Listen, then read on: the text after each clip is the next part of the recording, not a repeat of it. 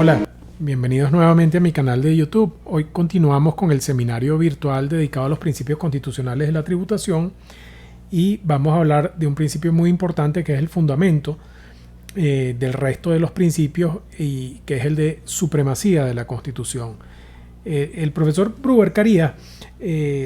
dice que la idea de la Constitución como documento escrito de valor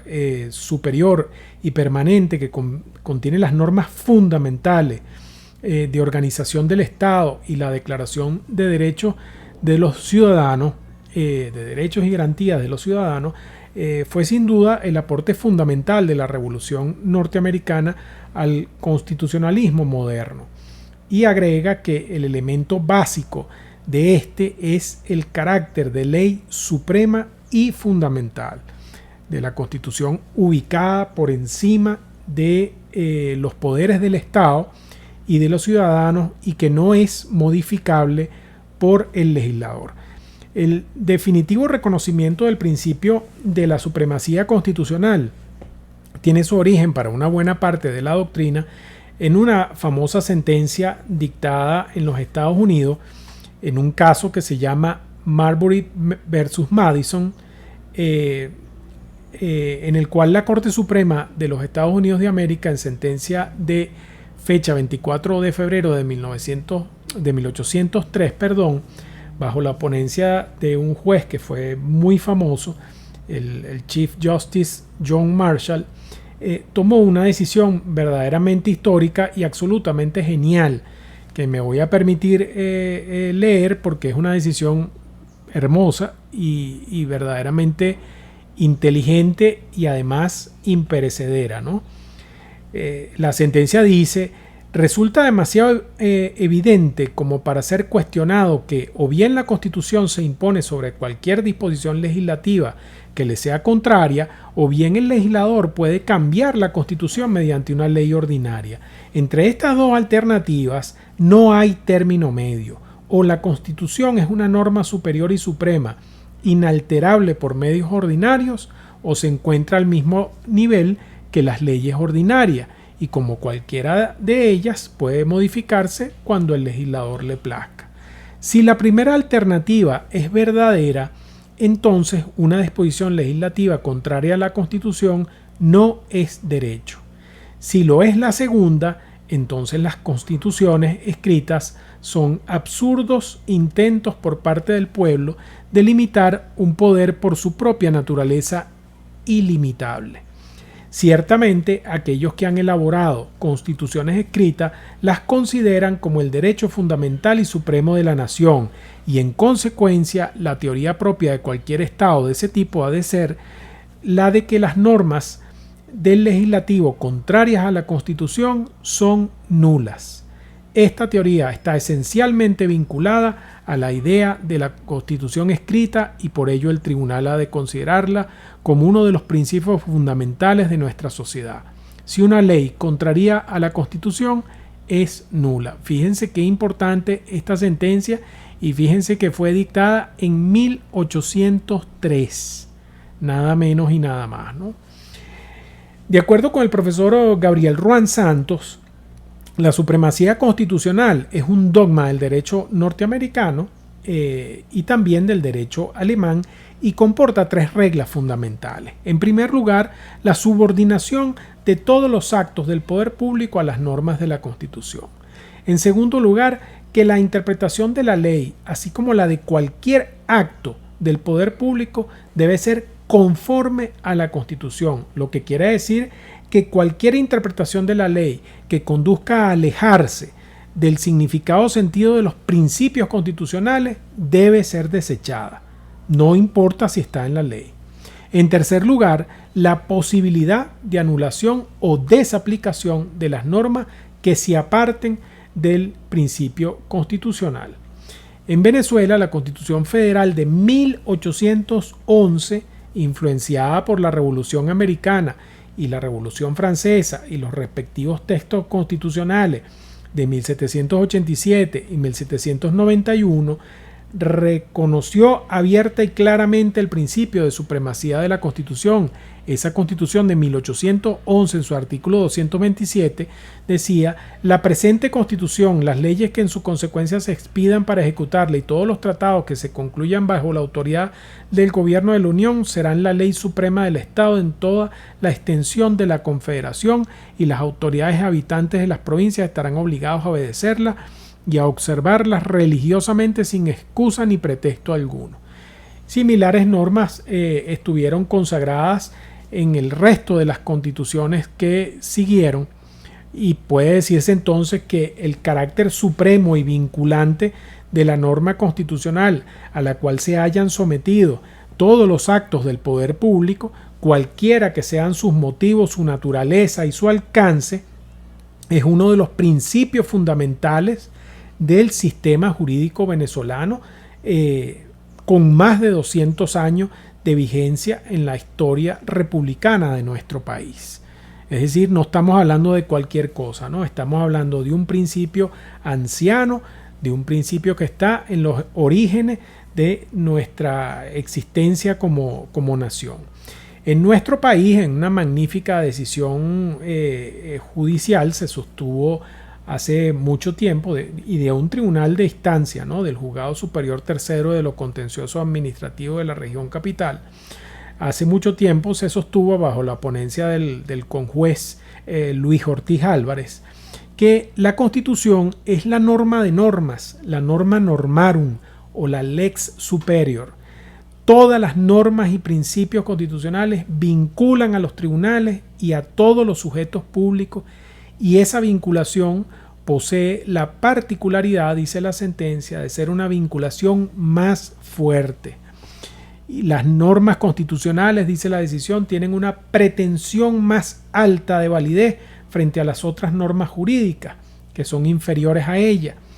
Esta supremacía y normatividad de la Constitución supone igualmente la aplicación directa y preferencial de las normas constitucionales por encima de las disposiciones legales y, por supuesto, de las de rango sublegal. La totalidad del ordenamiento jurídico debe ser interpretado, dice la decisión, conforme a la Constitución. Es decir, que la Constitución es el contexto necesario de todos y cada uno de los actos normativos a efectos de su interpretación y aplicación, lo que además impone interpretaciones integrativas y evolutivas.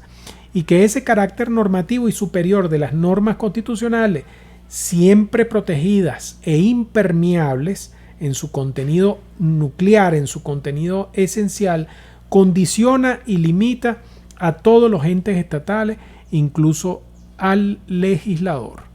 Estas acertadas afirmaciones son anteriores a la Constitución de 1999, pero fueron ratificadas por el texto fundamental de 1999, en cuyo artículo 7 se dice que la Constitución es la norma suprema y el fundamento del ordenamiento jurídico. Y se dice además que todas las personas y órganos del poder público están sujetos a la Constitución. Sin embargo, el constituyente, ya sabiendo la permanente tentación de los detentadores temporales del poder de violar la Constitución, arbitra una serie de mecanismos para garantizar esta supremacía de la Constitución. El artículo 25 constitucional declara la nulidad de todos los actos del poder público que violen o menoscaben los derechos garantizados en la Constitución, y para reafirmar la operatividad de esta sanción establece la responsabilidad penal, civil y administrativa de los funcionarios públicos que ordenen o ejecuten cualquier acto que viole o menoscabe los derechos consagrados en la Constitución, sin que le sirvan como excusa órdenes superiores. El artículo 27 de la Constitución regula el amparo constitucional, que es un mecanismo procesal sumario y eficaz para lograr la protección y el restablecimiento urgente de derechos y garantías constitucionales amenazados o conculcados. El artículo 137 de la Constitución, que señala que la Constitución y la ley definen las atribuciones del poder público a las cuales debe sujetarse las actividades que realice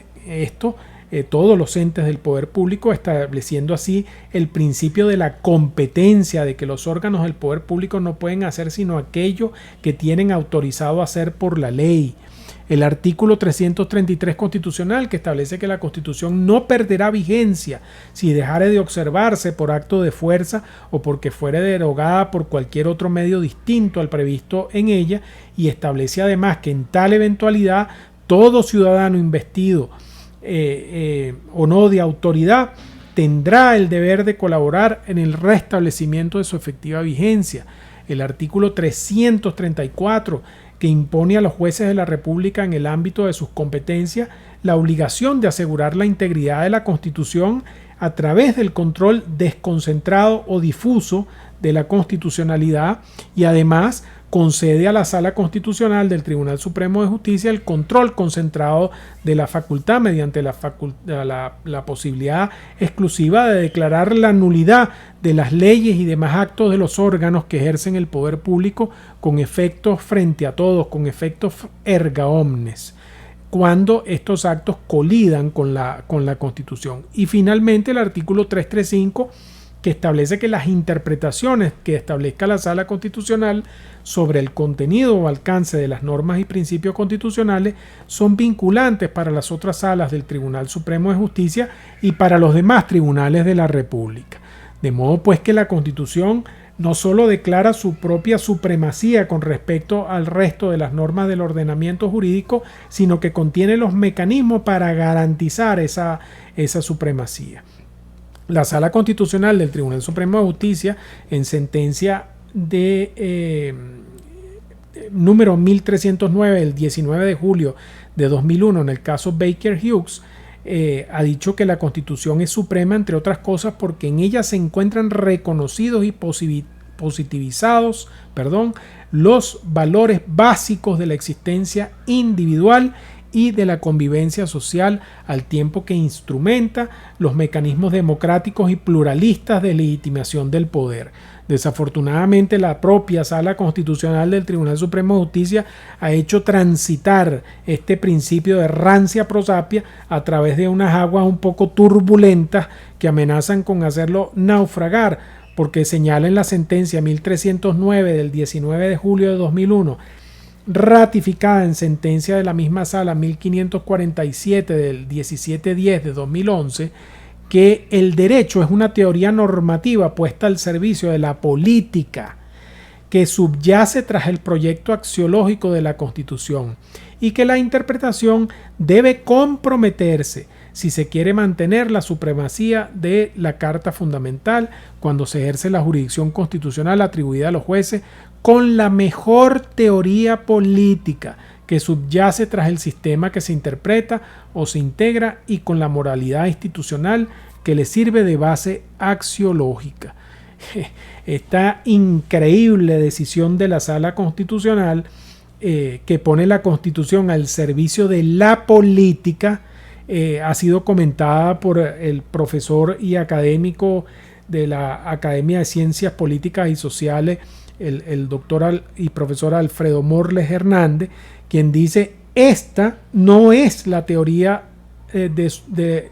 la supremacía de la Constitución, sino la teoría de la supremacía de la política, por medio de la cual el Tribunal Constitucional no solo renuncia a su papel de verdadero comisionado del poder constituyente a fin de mantener a los poderes constitucionales en su calidad estricta de poderes constituidos, sino que se presta jubilosamente a colaborar en la interpretación de esa teoría normativa puesta al servicio de la política. Gravísima esa afirmación de la Sala Constitucional del Tribunal Supremo de Justicia, poniendo la Constitución al servicio de la política.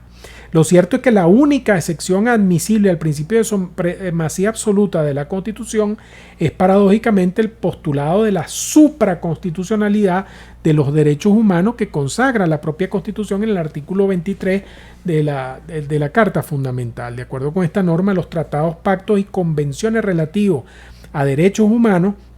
suscritos y ratificados por Venezuela tienen jerarquía constitucional y prevalecen en el orden interno en la medida en que contengan normas sobre su goce y ejercicio más favorable a las establecidas en la Constitución y en las leyes de la República, y son de aplicación inmediata y directa por los tribunales y demás órganos del poder público. Esta magnífica norma viene reforzada por 3 dispositivos también constitucionales que consagran el principio de progresividad y no discriminación en el goce de los derechos humanos, artículo 19 de la Constitución, el principio de cláusula abierta, que no importa que los derechos en concreto estén mencionados en la Constitución siempre que se trate de derechos humanos, consagrado en el artículo 22 de la Constitución, y el principio de responsabilidad patrimonial del Estado por la violación de derechos humanos, consagrado en el artículo 30 de la Constitución.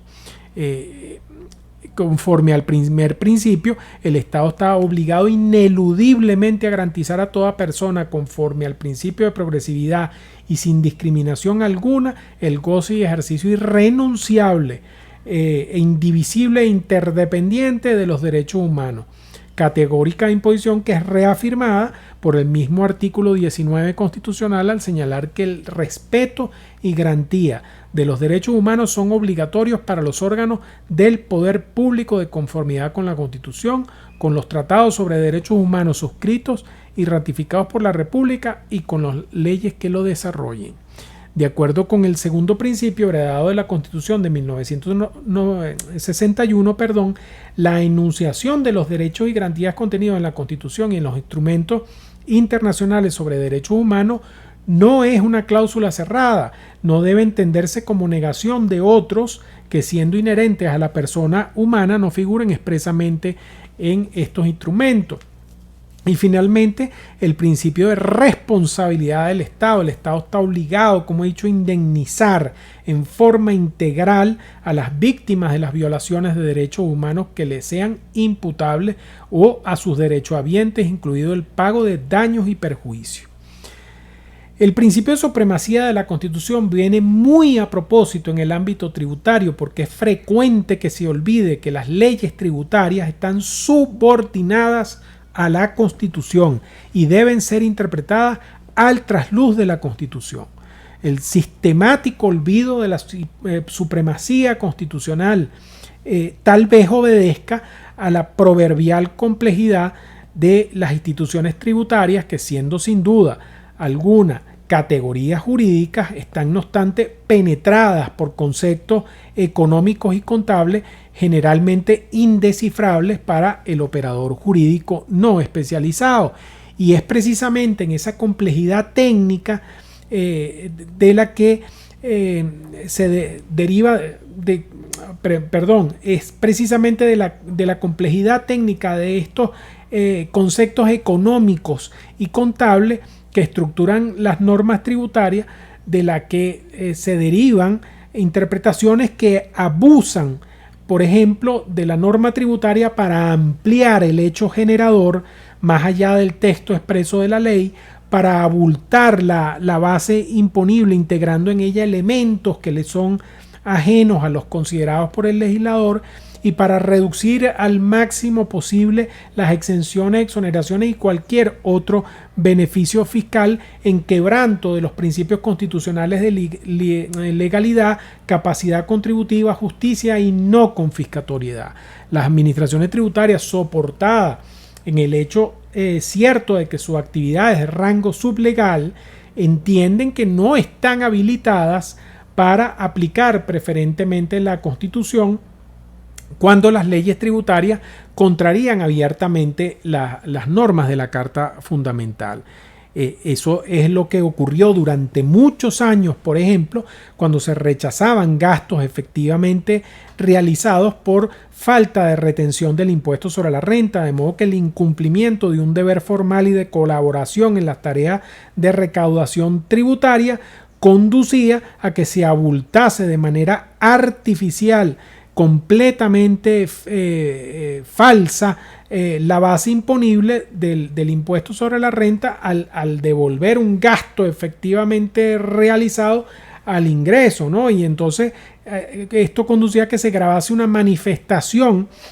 inexistente de capacidad contributiva, provocando además que el tributo tuviera efectos confiscatorios. Eso ocurría porque no se aplicaba preferentemente el principio de capacidad contributiva establecido en la Constitución y se hacía una interpretación literal de la disposición correspondiente de la Ley de Impuestos sobre la Renta. También ocurría eso cuando se rechazaban créditos fiscales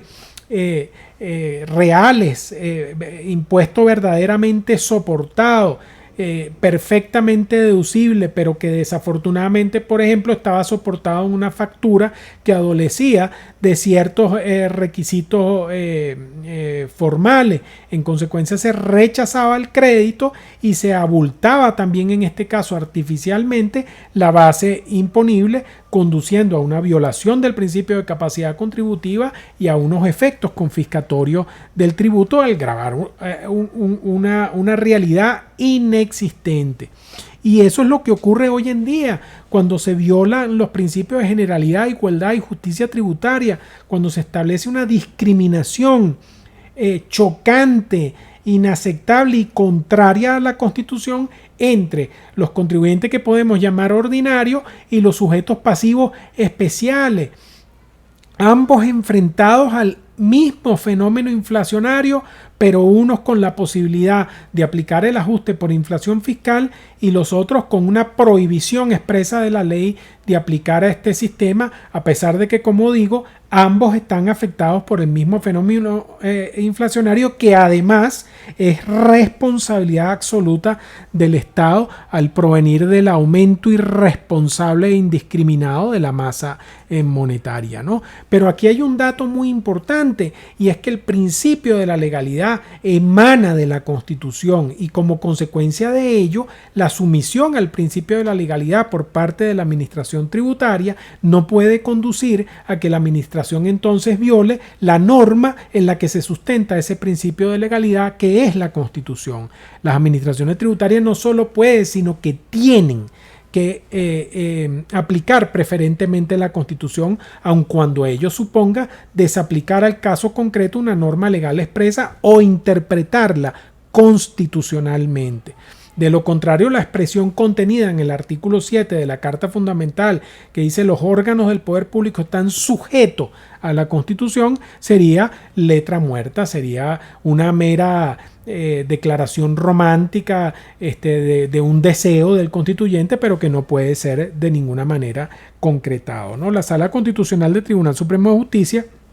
en sentencia del 14-11 de 2007 en el caso Antonio Ledesma, dijo: conforme al expuesto, la interpretación jurídica debe buscar el elemento sustantivo que se halla en cada una de las reglas del ordenamiento jurídico constituido por los principios del derecho que determinan lo que García de Enterría denomina como fuentes significativas del ordenamiento. Esto es lo que el Iuspublicismo con Kelsen, por un lado, y Santi Romano, por el otro, teorizaron como una constitución en sentido material distinguible de la ley constitucional en sentido formal, como un condensado de reglas superiores que de la organización del Estado, que expresan la unidad del ordenamiento jurídico. Así, la Constitución, como expresión de la intención fundacional y configuradora de un sistema entero que delimita y configura las bases jurídico-sociopolíticas de los Estados, adquiere valor normativo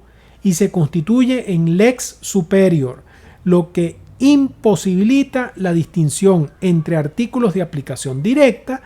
y otros meramente programáticos. Esto es muy importante, pues todos los preceptos constituyen normas jurídicas directamente operativas que obligan a las leyes que se dictan a la luz de sus principios a respetar su contenido esencial. Fíjense ustedes qué importante, ¿no? Lamentablemente ya vemos que la jurisprudencia tiene sus vaivenes, ¿no? Pero esta decisión dice cosas que son muy importantes. La aplicación preferente de la Constitución siempre y en todo caso es la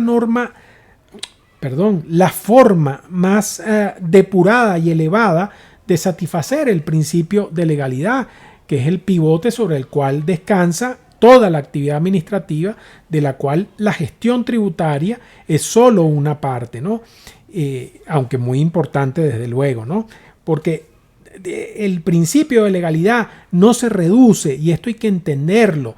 no se reduce como erróneamente se ha pensado al cumplimiento estricto de la ley, ¿no? Sino que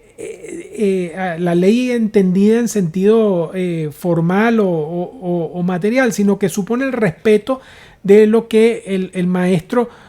Maurice Horiou calificó con feliz expresión como el bloque de la legalidad, en cuya cúspide se encuentra desde luego la Constitución presidiendo y ordenando todo el sistema normativo. Entonces no hay excusa ninguna para que las administraciones tributarias evadan su obligación de aplicar preferentemente la Carta Fundamental, bien para dar la razón al contribuyente o en algunos casos para quitársela. Por tanto, el pilar fundamental sobre el cual se soporta el ejercicio del poder tributario y los derechos y garantías de los ciudadanos frente al ejercicio de este poder tributario y por supuesto del ejercicio de las potestades y las competencias tributarias es la supremacía absoluta, superlativamente intensa y omnipresente de la Constitución y la obligación indeclinable de aplicarla siempre y en todo caso en forma preferente. En definitiva, también en el ámbito tributario la Constitución es la norma de normas cuyos postulados deben respetar integralmente el legislador al ejercer el poder tributario, la administración al aplicar en ejercicio de sus potestades y competencias las leyes tributarias y los jueces al ejercer la función jurisdiccional